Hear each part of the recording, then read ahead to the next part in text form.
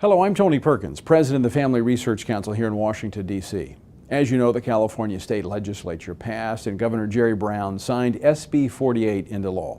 Under this new law, beginning next January, public schools will be required to teach children as young as 5, not only to accept, but also to endorse transgender, bisexual, and homosexual identity and behavior.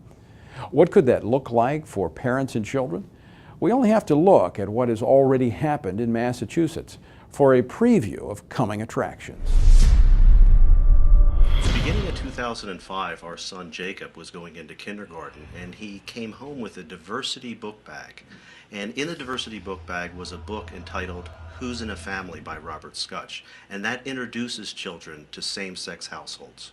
Back in March of this year, our son came home Friday afternoon and bounded in the front door and said, "Mom, Dad, guess what? Our teacher read us the funniest book. It was so silly. It was about a prince who was getting married, but he didn't marry a princess. He married a prince." That afternoon, we sent the teacher an email message. The teacher called back and said that yes, it was a book about two princes who got married. King and King. It's a story that introduces the idea of men having a romantic relationship and getting married. We were shocked.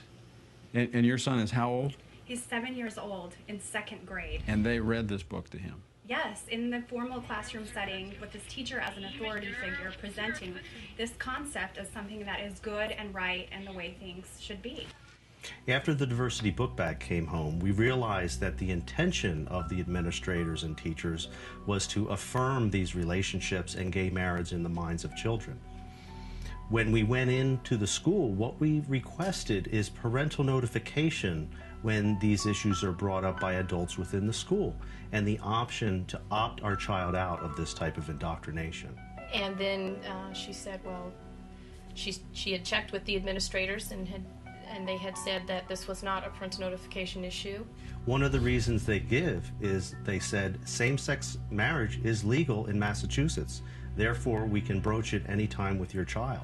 So when she would not acknowledge our parental rights in this area, we then went to our Judeo-Christian beliefs and our faith and said, well, you wish to affirm homosexuality to our son. You're presenting that which is sin as though it is not to our son, and we cannot allow that. And I said, I'm prepared to sit here all night until I see some form of accommodation as a parent. To make a long story short, the accommodation they gave was to put me in handcuffs and send me to jail. I couldn't believe that they were willing to arrest my husband because my husband and I just wanted parental notification.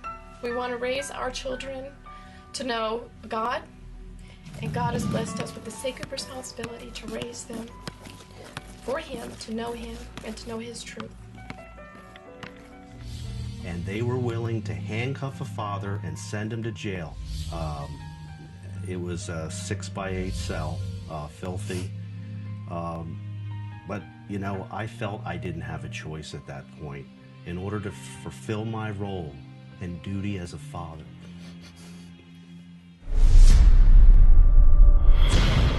What has happened to these parents and children is unthinkable.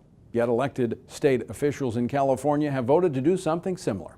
The good news is that Californians have a unique right that some states simply do not have, and that is the ability to collect petition signatures for a ballot referendum to overturn legislation like SB48.